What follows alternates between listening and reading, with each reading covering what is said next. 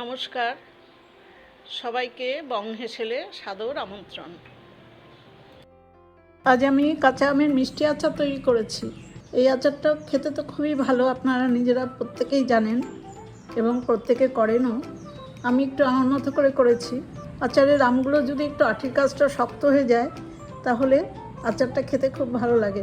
এরকম লম্বা করে কেটে গোটা গোটা রাখলে আচারটা গলে না গেলে আরও ভালো লাগে। আচার গলে গেলে কিন্তু এত সুন্দর লাগবে না। প্রত্যেকটা আচার ইচ্ছে করলেই ধরে হাত দিয়ে খাওয়া যাবে।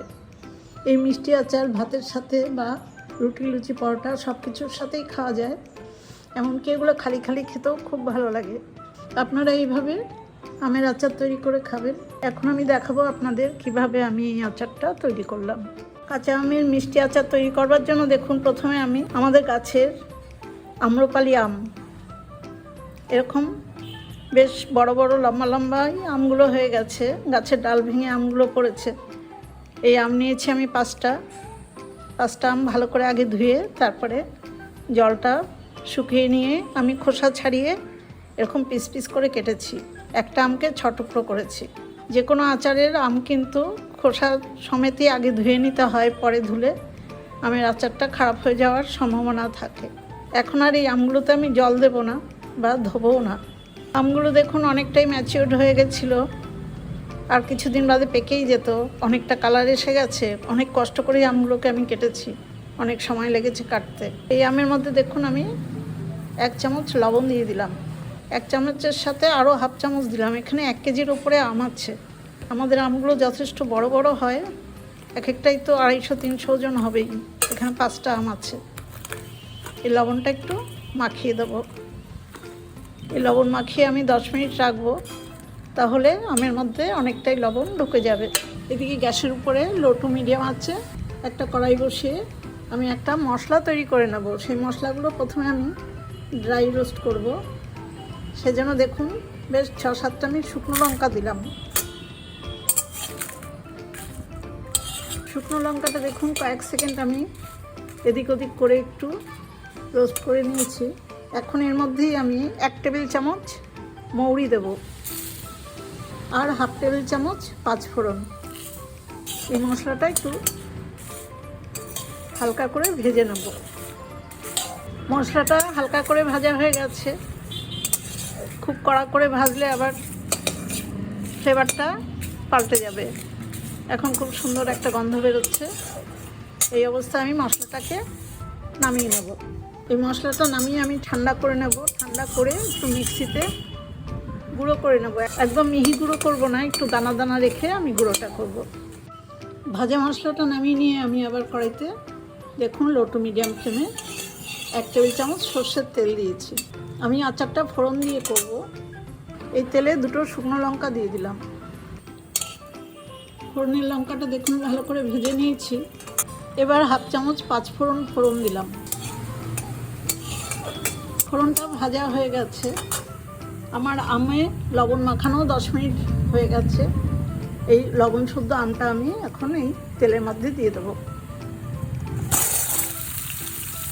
এবার লো টু মিডিয়াম আছে আমি আমটাকে একটু ভালো করে নেড়ে নেড়ে একটু ভাজা ভাজা করে নেব। প্রায় 3-4 মিনিট দেখুন আমটা একটু আমি ভাজা ভাজা করে নিয়েছি। লো টু মিডিয়াম আছে, নিচে কোনো জল নেই। লবণ থেকে যে জলটা বেরিয়েছিল ওটা টেনে যাচ্ছে। যেহেতু এটা আমের আচার সেজন্য কিন্তু কোনো জল দেওয়া যাবে না।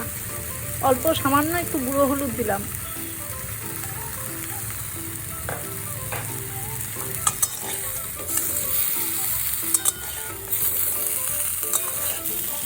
হলুদটা একটু কালারের জন্য দিয়েছি, দেখবেন হলুদ দেওয়ার জন্য একটু দেখতে সুন্দর হবে।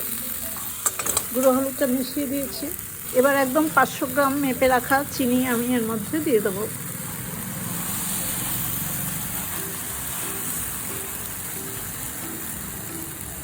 আম্রপালি আম কিন্তু ভীষণই টক হয় কাঁচার সময়, সেই জন্য চিনির পরিমাণটা একটু বেশিই লাগবে। এবার আঁচটা একদম লো করে আমি চিনিগুলো ভালো করে গলিয়ে নেব।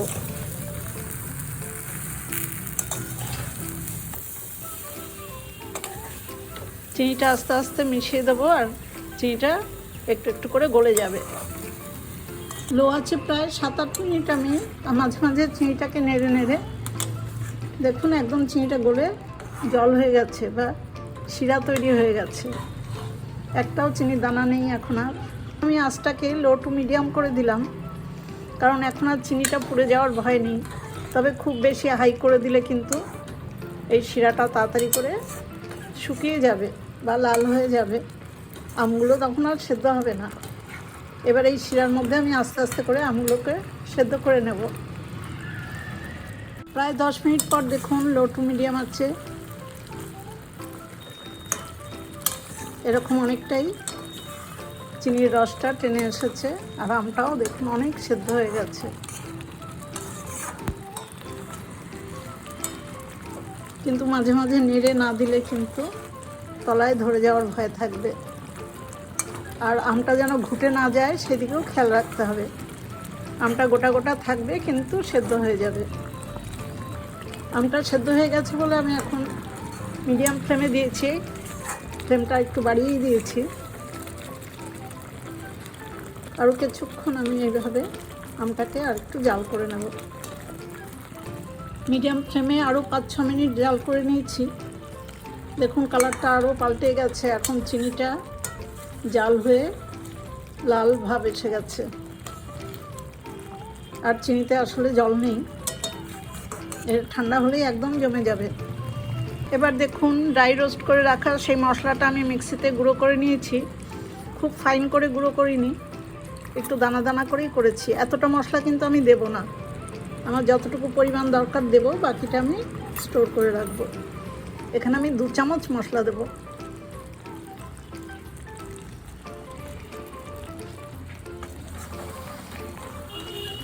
মিষ্টি আচার হলেও একটু ঝাল ভাবও থাকবে, অল্প টকও থাকবে। মশলাটা সব জায়গায় মিশিয়ে দিয়েছি। এবার আমি গ্যাসের ফ্লেমটা অফ করে আচারটা একটা পাত্রে ঢেলে নেব। এই থেকে আমি আচারটা একটা পাত্রে ঢেলে নিচ্ছি।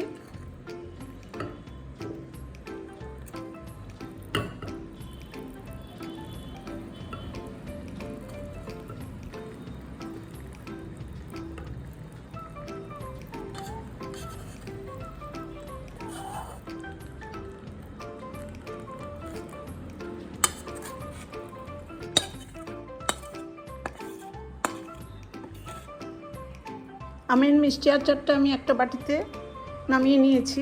এবার এই আচারটা সম্পূর্ণ ঠান্ডা হলে আমি একটা কাচের বোতলে রেখে স্টোর করে দেবো।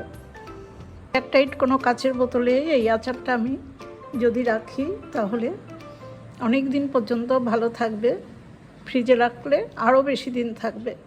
ডাল ভাতের সাথেও আমাদের এরকম মিষ্টি আচার খুব ভালো লাগে, তাছাড়াও রুটি লুচি পরোটার সাথেও আমরা খাই। এখন বাজারে প্রচুর কাঁচা আম পাওয়া যাচ্ছে, আপনারা এইভাবে মিষ্টি আচার তৈরি করে খাবেন। আমার এই আচার তৈরির রেসিপিটা দেখে আপনাদের যদি ভালো লাগে তাহলে আমার ছোট্ট চ্যানেলটাকে সাবস্ক্রাইব করে আমার পাশে থাকবেন, বেল আইকনটাও প্রেস করে দেবেন, লাইক করবেন, শেয়ার করবেন আর কমেন্টস করে জানাবেন কেমন হলো। সবাই খুব ভালো থাকবেন, সুস্থ থাকবেন। ধন্যবাদ।